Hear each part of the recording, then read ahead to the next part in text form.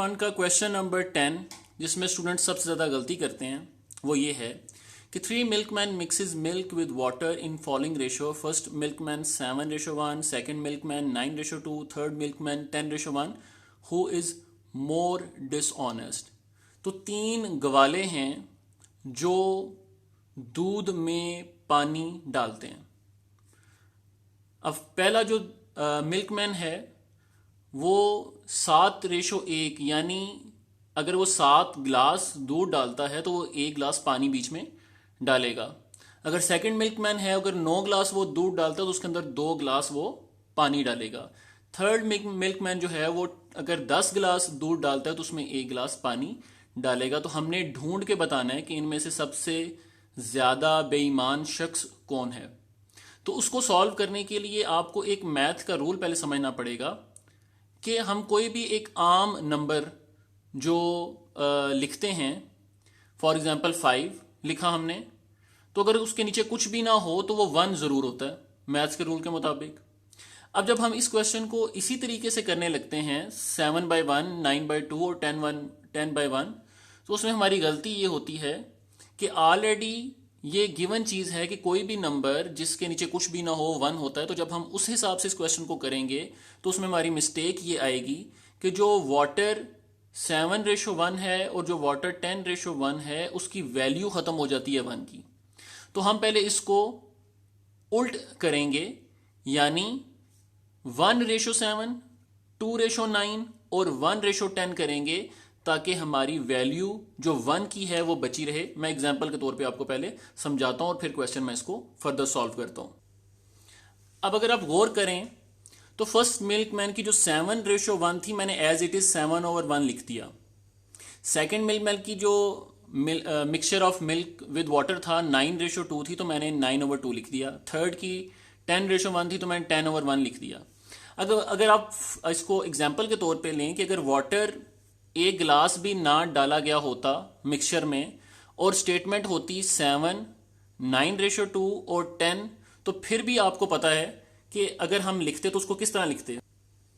तो फर्स्ट और अगर थर्ड जो है वो मिल्क में जो वाटर है मिक्स ना भी करते तो हमें ये पता है कि मैथ्स में कोई भी नंबर लिखा जाए तो उसके डिनोमिनेटर में 1 होता है।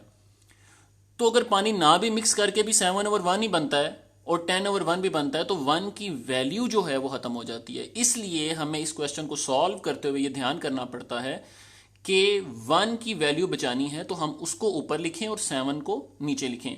तो इसलिए हम पहले वाटर की रेशो लिखेंगे और बाद में मिल्क की रेशो लिखेंगे। वो किस तरह लिखेंगे अभी आपको दिखाता हूं। अब इस तरह लिखने से यानी वाटर की जो रेशो है वो पहले लिखने से और मिल्क की रेशो बाद में लिखने से जो 1 की वैल्यू थी वो हमने बचा ली। अब हम ये बता सकते हैं कि 1 गिलास जो है वो पानी का था और 7 गिलास दूध के थे। इसी तरह 2 गिलास जो है वो पानी के थे और 9 गिलास जो है वो दूध के थे। इसी तरह 1 गिलास पानी का था और 10 गिलास जो है वो दूध के थे। अब आपके पास जो नंबर है वो न्यूमिनेटर और डिनोमिनेटर की सूरत में आपके सामने आ चुका हुआ है।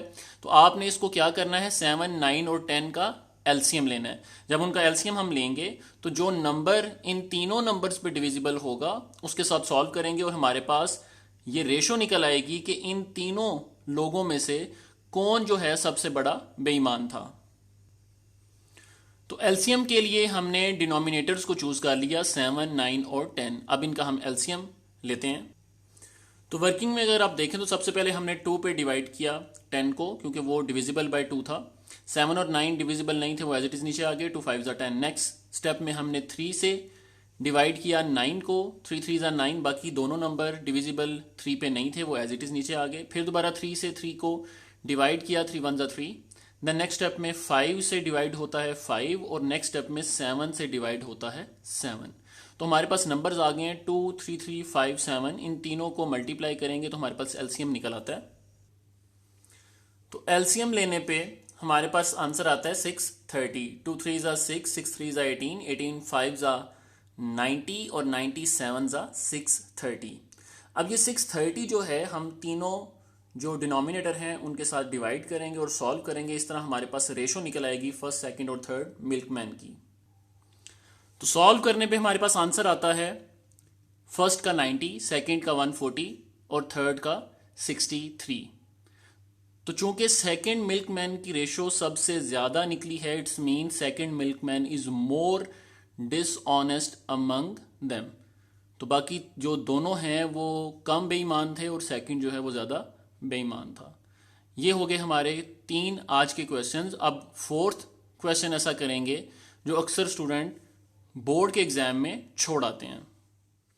अब ये क्वेश्चन है सेट ए का लास्ट, यानी हम जो बीच बीच में से क्वेश्चंस करते रहे हैं उसके हिसाब से इस एक्सरसाइज में हमने सारे सवाल कर लिए और ये उस एक्सरसाइज यूनिट नंबर 1 के सेट ए का लास्ट क्वेश्चन है। अब ये सबसे मजे का क्वेश्चन है अगर इसको समझा जाए तो। जैसे Javed is half as old as Rashid. अब इसके अंदर रेशो नहीं गिवन, बल्कि एक पजलिंग क्वेश्चन है जो आपने बूझना है। Javed is half as old as Rashid, Javed आधा है एज ओल्ड एज राशिद, यानी राशिद की जितनी उम्र है जवेद उससे आधी उम्र का है।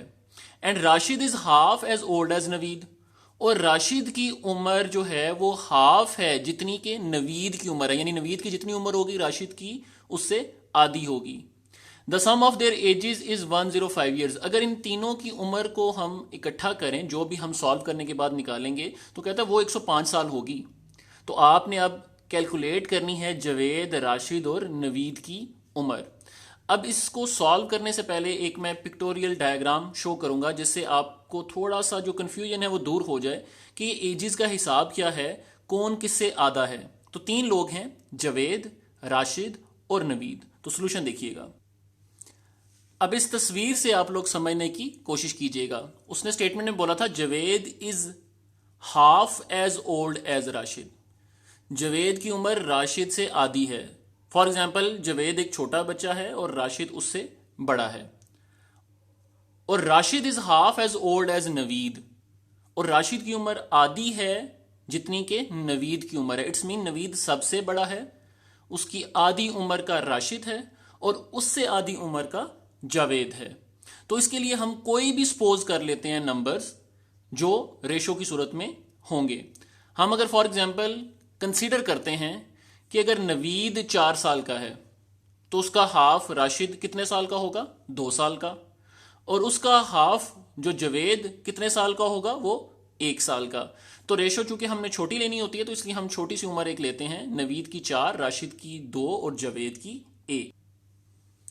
अब ये जरूरी नहीं कि नवीद की 4, राशिद की 2 और जवेद की 1 एज ली जाए। आप अपनी तरफ से कुछ भी और कंसीडर कर सकते हैं, या आप नवीद की एज 9 भी कंसीडर कर सकते थे कि नवीद 9 साल का है, राशिद उससे हाफ 4.5 ईयर्स का है और जवेद उससे हाफ जो है वो 4.5 का हाफ करें तो 2.25 का है। लेकिन उसमें जो गलती स्टूडेंट कर देंगे वो ये होगा कि जब आप पॉइंट्स में आंसर निकालने की कोशिश करते हैं तो आपकी गलतियां ज्यादा होती हैं। तो हम ऐसा नंबर ढूंढ रहे हैं जिसका हाफ करने पे आंसर पॉइंट में ना आए। तो मैंने इसलिए नवीद की एज चूज की 4, उसका हाफ किया राशिद को तो 2 और उसका हाफ किया जवेद को तो 1।